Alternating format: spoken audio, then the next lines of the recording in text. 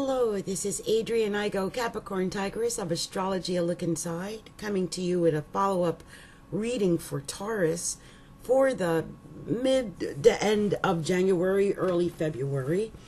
And I wanted to do this because, you know, my January reading was a little scathing for you, Taurus, and I just felt a little guilty about that. So I was doing some mid-month reports for some signs before I do the February. But this might encompass a little bit of both of February and mid-January. Because we're like at the 19th, almost the 20th now. And I looked at some, just where things were floating around the other day, I think yesterday.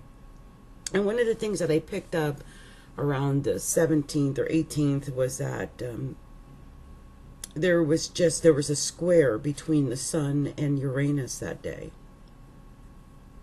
Or no, a sextile between the Sun and Uranus that day. And there was also a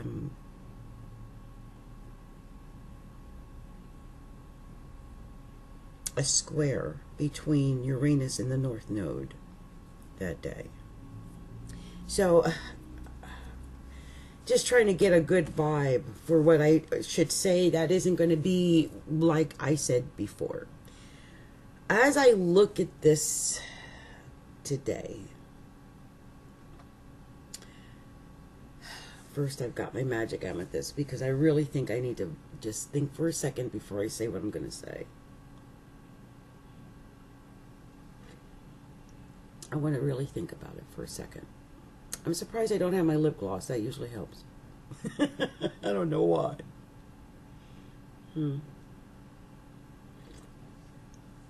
I'm almost tempted to say what I said before, and I don't want to say what I said before. And that's why I'm taking my time and sipping on my tea.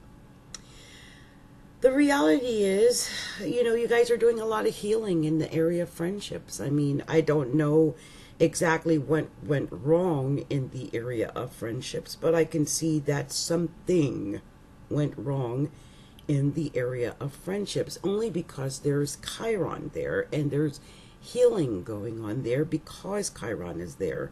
And that Chiron is at 28 degrees, that 28 degrees was a reoccurring theme the other day, and I just feel like it was hitting upon something that needed to be hit upon.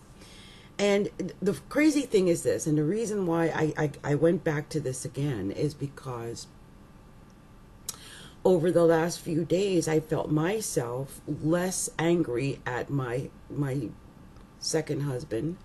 And I noticed he's been responding to me, and I'm not angry at him.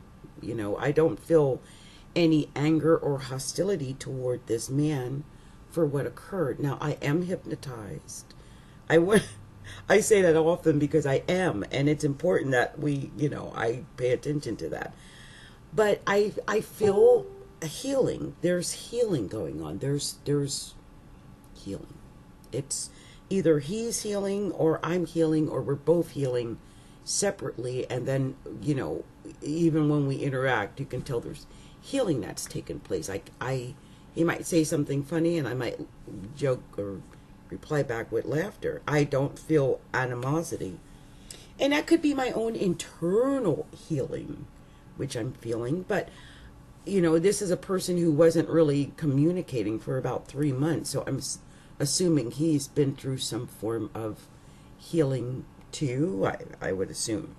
Now, I'm not going to make any guesses on anything because Neptune is still in the 11th house, which means that there's some confusion still, a little bit of, I don't want to say deception, but, you know, whenever Neptune's in the 11th house, it shows the possibility of deception to friends or from friends. And maybe you deceive friends, or you've been deceived by friends, or feel that you've been deceived by friends. I touched on this a little bit before.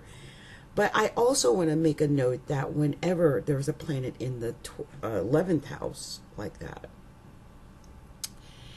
it's creating an equal and as powerful opposition down in the opposite house, which in this case would be the 5th house. And the 5th house rules romance. That's romance and love and the feelings of love that you would have, and the belief in love, and all of those things. So when I see Chiron and Neptune opposing the house of love, well, I see someone who may be a little bit jaded in the area of love.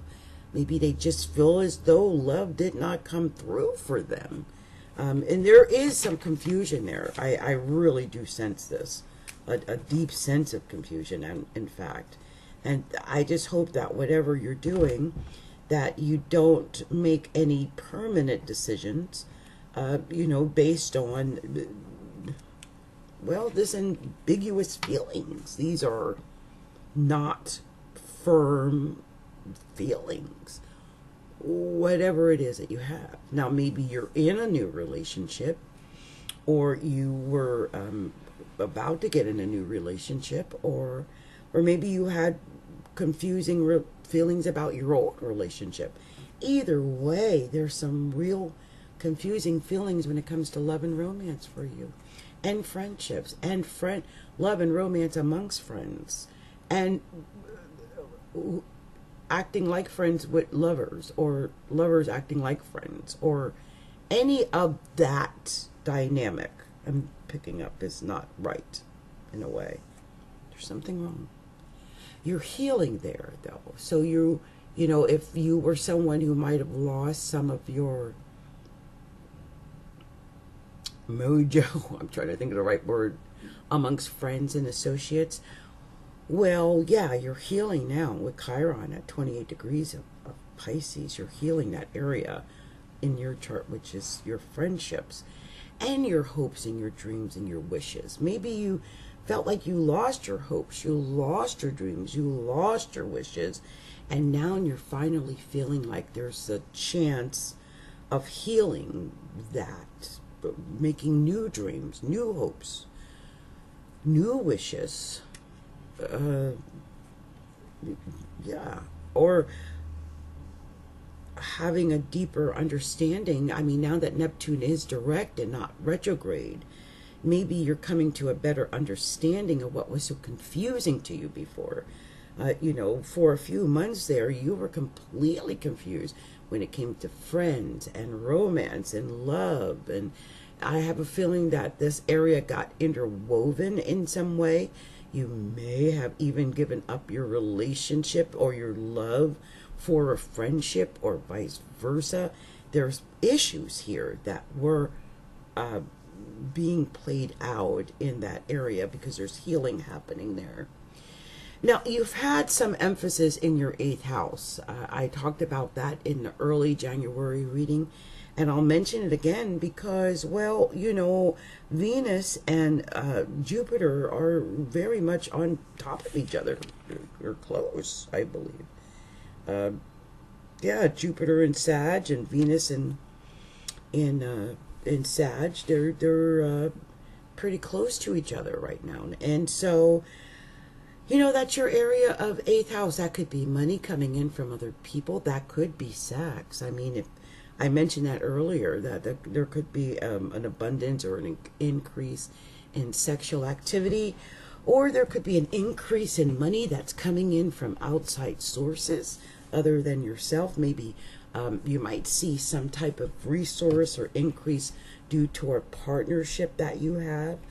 There could be some emphasis on important documents this month, especially January. I see important documents being a major focus because you've got Pluto and Saturn in the 9th house no matter what. You've got Jupiter and Venus in the 8th house, and Mercury and the Sun are going to be moving out of that 9th house into the solar 10th house anyway soon, in the next couple of days. And so there's quite a bit of emphasis on legal documents and professional documents and things like that.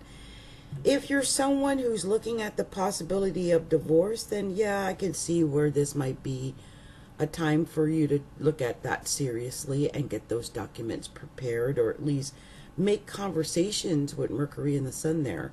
I'm hoping that you've taken the time to communicate to your partner, because maybe some things could have been worked out if you had a deep heart-to-heart conversation.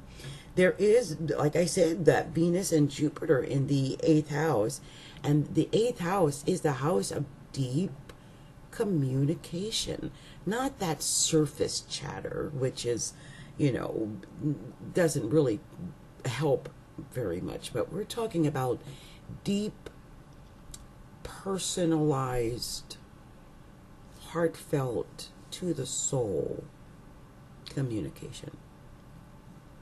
To the soul. And I can see where this could be something that could happen for you. Maybe there's someone that you feel that you can communicate to, or that you feel love toward, or something of that nature. And so I could see where you would pursue that.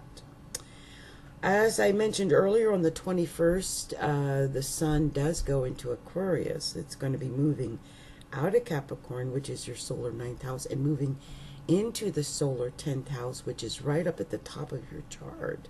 So it's going to be placing the sun and Mercury soon at the very top of your chart. And it indicates to me that you're going to be thinking and probably planning and thinking and creating new, brilliant ideas and ways of getting things accomplished that you might not have thought of before. Because when things go into the sign of Aquarius, people get very creative and innovative and come up with amazing ideas that they might not have had prior to that.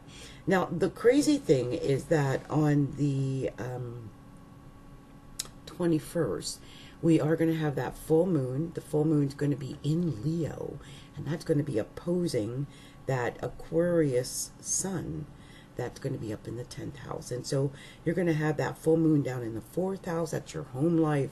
I can see where that could affect your home and your family, with the moon being full in Leo, it being a full lunar eclipse. I can see where you can feel emotional over this situation.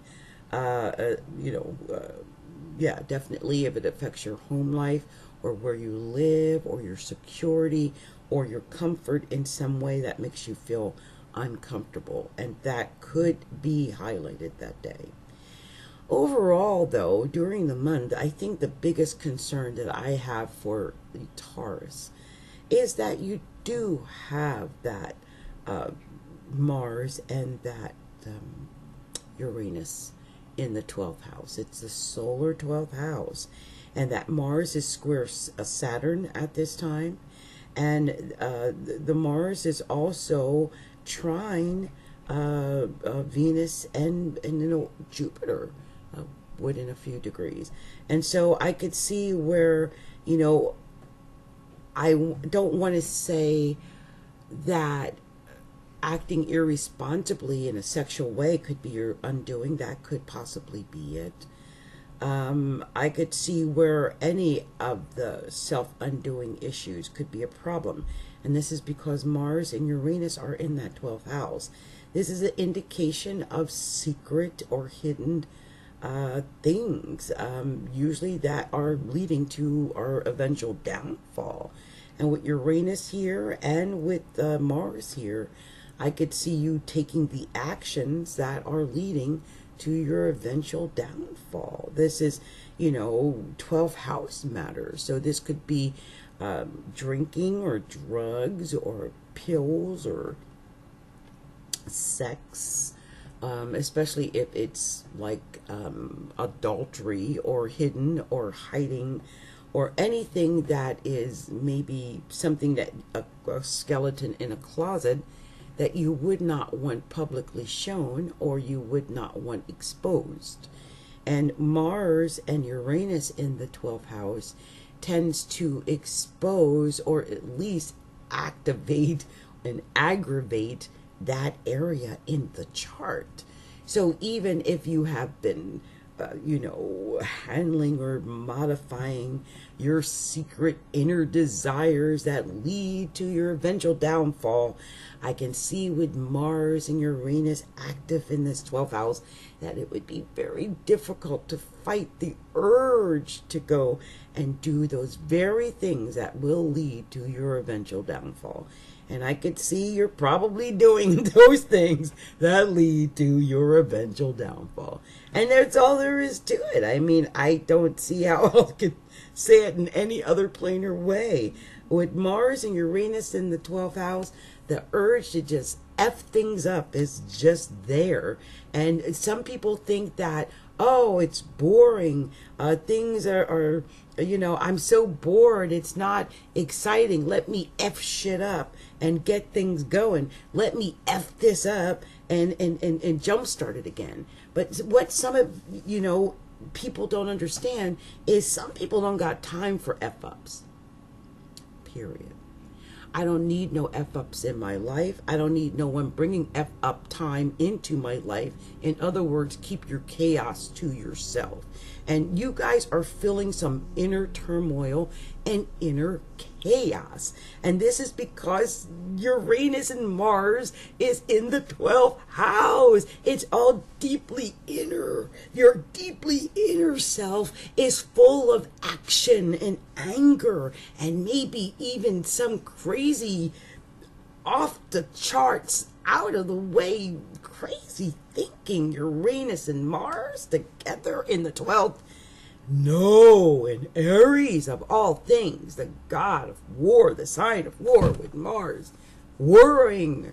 And Uranus, the ruler of your 10th house, by the way, because Uranus is sitting on the solar 10th house. When the sun gets there on the 21st, it might just activate more of that insanity. You might be feeling that already because today is the 19th. And it's at 28 degrees of Capricorn, squaring that 28 degrees of Aries right now. So you're probably feeling that square. And I wouldn't be surprised if something might have happened.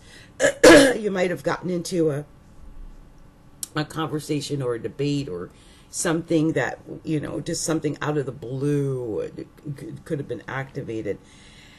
And this is also indicated because of that North Node in Cancer, which is also squared the Aquarius and opposing that Capricorn sun that's about to go into Aquarius. So I would just say with that type of thing going on, watch your communication, watch how you speak with people. Be cautious of how, of speaking maybe too aggressively with people or thinking aggressively about those who are maybe not thinking aggressively about you. There's going to be a lot of emphasis throughout all of 2019, or at least, during this point with the South Node in the at 26 degrees in the 3rd house. You've got emphasis in the 3rd house of communications. That's what I'm trying to say. And the 3rd house of communications is Cancer in your solar chart. But right now there's a lot of emphasis in the 9th house, which is opposing the Cancer in your chart. And so you might feel that pull and push between communicating, in a pleasant way or feeling like there's maybe some kind of opposition in the communication area. But I would say this will be a time with the full moon showing up in Leo on the 21st and the North Node being in the 3rd house. This is a great time for you. I think local neighborhoods, your family, like brothers, sisters, cousins, uncles, aunts, communication with them. And local things, your neighborhood, 3rd house, 4th house, always local communication and family, things of that nature. This, of course, might oppose the Sun and the Mercury up in the 10th house and Saturn and Pluto up in the 9th house. But I think as long as you're openly communicating with friends and family and not closing yourself off, not going into that 12th house Mars, Uranus energy and, pulling yourself away into the chaos. I want you to avoid that. And talk with your heart. Talk with emotion. When the North Node is in Cancer, it's always indicative of emoting more and having more empathy and compassion in what you do. And because it's in the 3rd house of communication, that shows empathy and compassion in the way you communicate to others, in the way you speak to others and talk with others and respond and text others and things of that nature. And also the way you react around your neighborhood, and also long distance travel. You probably feel that long distance travel is so hard and difficult for you now, and you might even feel blocked when it comes to long distance travel.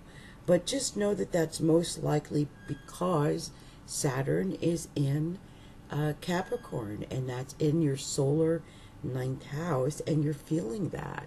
And once Saturn moves out of that area, you'll feel a lot differently, I'm sure, about that area. Okay, well, this has been my look on things. I really haven't gone deep into all the particulars for the month as far as the aspects. I'm sure I'm going to do that a little bit later for the month of February. But yeah, just going into February, it does look pretty good. Just about all of the planets are above the horizon. I can see you really stepping out and doing things more publicly than you have been recently, and getting out of your shell a little bit more than you have been recently, especially when the Sun and Mercury gets into the 10th house. You're going to feel like you can come out of your shell a little bit, and you'll feel like communicating, I think. I think you will be able to open up a little bit more, as long as you just continue to monitor that Mars and Uranus in your 12th house, because it is your self-undoing. You could be, just screwing up everything because you're following Mars leading you down the garden path to destruction, especially if it's leading you to go around and, have sex with just about anyone who's willing to have sex with you, or something of that nature. That's the kind of thing that comes back to bite you in the ass later, with things like STDs and stuff of that nature. So be careful and cautious of what that Mars and Uranus in your 12th house really is manifesting in reality, okay? Because I know that 12th house is so packed that it is manifesting in some way. And it's up to you as individuals, Taurus, to figure out how that Mars and that Uranus in the 12th house is manifesting. I'm hoping it's not coming off in such a way where it's telling you crazy things, because Mars can be aggressive, and it can indicate the things that we tell ourselves subconsciously, because the 12th house is the subconscious mind. But imagine it telling yourself horrible things. I mean, I would hate to think that it's doing that, because Uranus in the 12th can cause havoc, okay? And so can Mars. So I will just say that I'll leave you with this. You're amazing, Taurus. Tell yourself that you are indeed the best there is, no matter what negative vibes you might have. Let that go. Know that you are a winner, and that you can do it. That God will always be with you, or your higher consciousness, your higher self will always be there to guide you. You are an amazing person, and you can do anything you set your mind to.